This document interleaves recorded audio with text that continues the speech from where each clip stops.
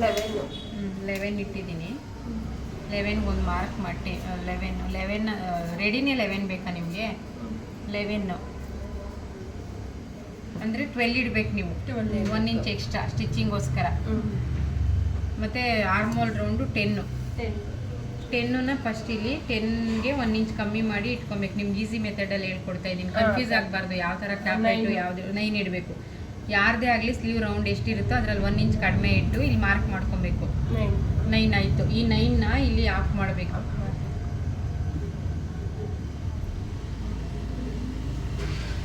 ಇದನ್ನ ಆಫ್ ಮಾಡಬೇಕು. ಶೇಪ್ ಎಲ್ಲಿಂದ ಎಲ್ಲಿ ಕೊಡ್ಬೇಕಂತ ಇದು 4.5 ಇದೆ ಅಲ್ಲ, ಈ 4.5 ಸ್ಟಿಚ್ಗೆ ಬಿಟ್ಟು 4 ಇಡಬೇಕು. ಇಲ್ಲಿ ಕ್ಯಾಪ್ ಐಟು 4 ಇಟ್ಟು ನಿಮಗೆ 4 ಇಡಬೇಕು. ಇಲ್ಲಿ ಕ್ಯಾಪ್ ಐಟು ಇದು 4.5 ಇಟ್ಬಿಟ್ರೆ ಮತ್ತೆ ಸ್ಟಿಚ್ಗೆ 1/2 ಇಂಚ್ ಹೋಗುತ್ತಲ್ಲ, 5 ಆಗಿಬಿಡುತ್ತೆ. ಅದಕ್ಕೆ 1/2 ಇಂಚ್ ಬಿಟ್ಟು ಇಡಬೇಕು. ಈ ಕ್ಯಾಪ್ ಐಟ್ ಏನು ಇಟ್ಟಿರ್ತೀರಾ ಇಲ್ಲಿಗೆ ಒಂದು ಸ್ಟ್ರೈಟ್ ಲೈನ್ ಹಾಕಬೇಕು ಈ ಥರ. ಮತ್ತು ಇಲ್ಲಿ ನಾನು ಮಾರ್ಕ್ ಮಾಡಿದ್ದೀನಲ್ವ, ಇಲ್ಲಿಂದ ಇಲ್ಲಿ ಹಾಫು, ಇಲ್ಲಿಂದ ಇಲ್ಲಿ ಒಂದು ಲೈನ್ ಕನೆಕ್ಟ್ ಮಾಡಬೇಕು. ಇಲ್ಲಿಂದ ಇಲ್ಲಿಗೆ, ಇಲ್ಲಿಂದ ಇಲ್ಲಿ. ಮತ್ತು ಇದನ್ನು ಆಫ್ ಮಾಡಬೇಕು.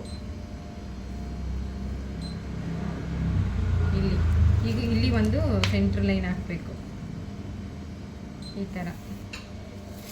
ಮತ್ತು ನಿಮಗೆ ಇದು ಶೇಪ್ ಎಲ್ಲಿಂದ ಹೆಂಗೆ ಕೊಡಬೇಕಂದ್ರೆ ಇದು 1/2 ಇಂಚ್ ಇಲ್ಲಿ ತಗೊಬೇಕು. ಹಿಂಗೆ 1/2 ಇಂಚ್ ಇಲ್ಲಿ ನಾವೇನು ಮಾರ್ಕ್ ಇಲ್ಲಿ ಇರುತ್ತಲ್ವ ಈ ಸೆಂಟ್ರ್ ಪಾಯಿಂಟು, ಇಲ್ಲಿ ಒಂದು ಇದು ಮಾಡಬೇಕು. ಇಲ್ಲಿ ಒಂದು 1/2 ಇಂಚು.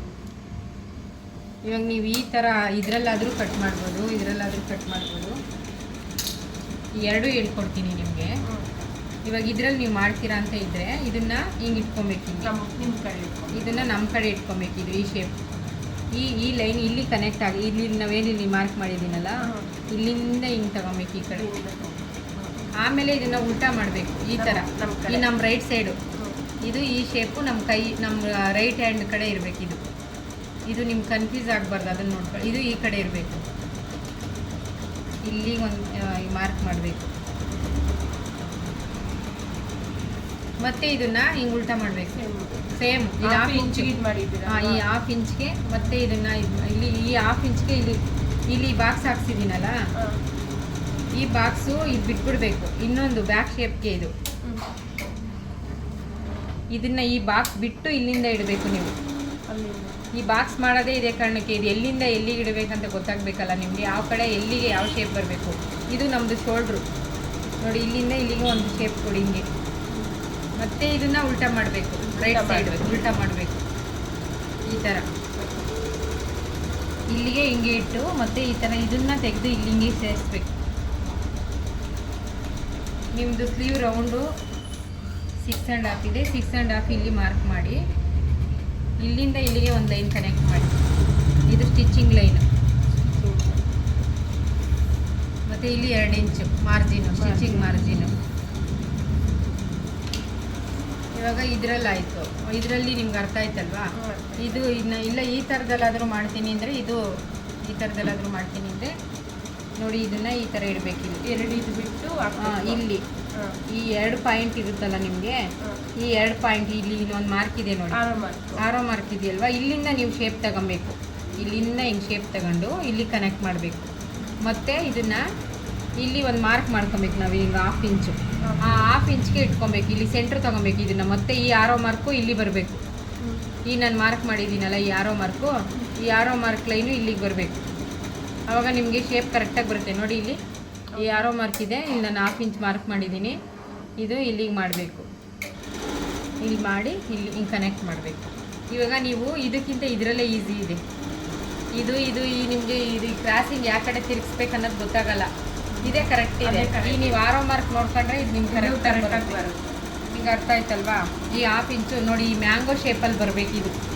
ಇವಾಗ ನಾನು ಈ ಬಾಕ್ಸ್ ಏನಕ್ಕೆ ಹಾಕ್ಸ್ತೀನಿ ಇಲ್ಲಿ ಅಂದರೆ, ಒಂದು ಶೇಪ್ ಬಂದು ಇದು ಫ್ರಂಟು, ಇದು ಬ್ಯಾಕು, ಇದು ಶೇಪು ಹಿಂಗೆ. ಇದರಲ್ಲಿ ಈ ಬಾಕ್ಸ್ ಹಾಕೊಂಬಿಟ್ರೆ ನೀವು ಈ ಪಾಯಿಂಟು ಎಷ್ಟು ನಿಮ್ಮ ಬಾಡಿಗೆ ಶೋಲ್ಡ್ರ್ ಇಷ್ಟು ಬರಬೇಕು. ನಿಮಗೆ ಸ್ಲೀವ್ ರೌಂಡು ಕರೆಕ್ಟಾಗಿ ಕೂರುತ್ತೆ. ಇವಾಗ ಗೊತ್ತಾಯಿತು. ನಿಮ್ಮದು ಆರ್ಮಲ್ ರೌಂಡ್ 10 ಇದೆ ಅಲ್ವಾ, ನೋಡಿ ಇವಾಗ 10 ಬರುತ್ತೆ, ಕರೆಕ್ಟಾಗಿ ಬರುತ್ತೆ. ನೋಡಿದ್ರಾ? 10. ನಾನು 10ಅಲ್ಲಿ 1 ಇಂಚ್ ಕಡಿಮೆ ಮಾಡಿ ಇಲ್ಲಿ ನಿಮಗೆ ಮಾರ್ಕ್ ಮಾಡಿಸ್ತೀನಿ. ಇದು ಈಸಿ ಮೆಥಡಲ್ಲಿ ಹೇಳ್ಕೊಡ್ತಾ ಇರೋದು. ನಿಮಗೆ ಗೊತ್ತಾಗಲ್ಲ ಅಲ್ಲ ಯಾವುದು. ಇವಾಗ ಯಾವುದೇ ಒಂದು ಬಾಡಿ ಮೆಜರ್ಮೆಂಟ್ ಕೊಟ್ಟರು ನೀವು ಈ ಮೆಥಡ್ ಕಲ್ತ್ಕೊಂಡಿದ್ರೆ ಆ ಬಾಡಿ ಮೆಜರ್ಮೆಂಟು ಆರ್ಮೋಲ್ ರೌಂಡ್ ತಗೊಂಡು ಅದರಲ್ಲಿ ನೀವು ಈ ಥರ ಡಿವೈಡೆಡ್ ಬೈ ಮಾಡ್ಕೊಂಬಿಟ್ರೆ ಕರೆಕ್ಟಾಗಿ ಬರುತ್ತೆ. ಇಲ್ಲಿಂದ ಹಾಫು. ಇವಾಗ ನಿಮಗೆ ಇದು ಅರ್ಥ ಈ ಥರ ನೀವು ಮಾಡಿಲ್ಲ ಅಂದ್ರೂ ಇನ್ನೊಂದಿದೆ. ಇವಾಗ ನೀವು 8.5 ಇಡ್ಬೋದು. ಇಲ್ಲಿ ನೀವು 10 ನಿಮ್ಮ 10 ಇದೆಯಲ್ಲ ನೋಡಿ, ನೀವು 10 ಇಡ್ತೀವಿ ಅಂದರೆ ನೀವು ಇಲ್ಲಿ ಇಡ್ಬೋದು. ಆದರೆ ನಿಮ್ಗೆ ಈ ಕ್ಯಾಪ್ ಹೈಟ್ ಎಷ್ಟು ಇಡಬೇಕಂತ ಗೊತ್ತಾಗೋದಿಲ್ಲ ಆಯಿತಾ. ಅದಕ್ಕೆ ನಾನು ಹೇಳೋದು ಇಲ್ಲಿ 9 ಮಾಡಿಬಿಟ್ಟು 1 ಇಂಚ್ ಕಡಿಮೆ ಮಾಡಿ ಆಫ್ ಮಾಡಿ ಅದರಲ್ಲಿ ಆಫ್ ಮಾಡಿ ಮತ್ತೆ ಅದರಲ್ಲಿ ಇಲ್ಲಿಂದ ಆಫ್ ಮಾಡಿ ಈ ಸೆಂಟ್ರ್ ಪಾಯಿಂಟ್ಗೆ ಮಾರ್ಕ್ ಕೊಟ್ಟರೆ ನಿಮಗೆ ಕರೆಕ್ಟಾಗಿ ಯಾವ ಸ್ಲೀವು ಎಲ್ಲಿಗೆ ಬರಬೇಕನ್ನೋದು ಗೊತ್ತಾಗುತ್ತೆ. ಅರ್ಥ ಆಯ್ತಲ್ವಾ? ಇವಾಗ ಇಲ್ಲಿ ನಿಮ್ದು ಇದು ಸ್ಲೀವ್ ರೌಂಡು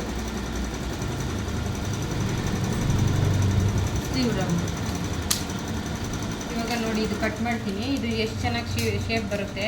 ಇವಾಗ ಏನು ಇಲ್ಲಿಂದ ಇಲ್ಲಿ ತಗೊಂಡಿದ್ದು ಏನು ಹೇಳ್ರಿ? ಕ್ಯಾಪ್ ಹೈಟು ಅಂದರೆ ನಾವು ಇಲ್ಲಿ ತಗೊಂಡಿರ್ತೀರಲ್ವಾ, ಇದು ಸ್ಲೀವ್ ರೌಂಡ್ ಆಫ್ ಬರುತ್ತಲ್ಲ, ಇದು ಸೈಡ್ ಜಾಯಿಂಟ್ ಮಾಡ್ತೀವಲ್ವಾ, ಇದು ಕ್ಯಾಪ್ ಹೈಟ್ ಅಂತೀವಿ. ಇದಕ್ಕೆ ಇದು ಸ್ಲೀವ್ ಲೆಂತು, ಇದು ಆರ್ಮಲ್ ರೌಂಡು. ಆ ಬ್ಲೌಸ್ ಕೊಡಿ ತೋರಿಸ್ತೀನಿ, ಅದು ಅರ್ಥ ಆಗಿಲ್ಲ. ಇದು ಕ್ಯಾಪ್ ಹೈಟ್ ಅಂದರೆ ನಾವು ಈ ಲೆಂತ್, ಇದು ಈ ಲೆಂತ್ ಕ್ಯಾಪ್ ಹೈಟ್ ಅಂದರೆ ಈ ಲೆಂತ್. ಇವಾಗ ನಮ್ಗೆ ಇಲ್ಲಿಗೂ ಲೆಂತ್ ಕಡಿಮೆ ಬರುತ್ತಲ್ವಾ, ಅದು ಇದು. ಅರ್ಥ ಆಯ್ತಾ? ನಾವು ಹಿಂಗೆ ಬ್ಲೌಸ್ ಹಿಂಗೆ ಇಟ್ಟಾಗ ಹಿಂಗೆ ಬರುತ್ತಲ್ವಾ, ನಿಮ್ಮದು ಬ್ಲೌಸು ಲೆಂತ್ ಇದೆ, ಇವಾಗ ಹಾಫ್ ಇದೆ. ನಾವು ಇವಾಗ ಹಾಫ್ ಸ್ಲೀವ್ ಬೇಕಂದ್ರೂ ಅಷ್ಟೇ ಸೇಮ್ ಇಷ್ಟೇ ಲೆಂತ್ ಮಾಡ್ಕೊಬೇಕು.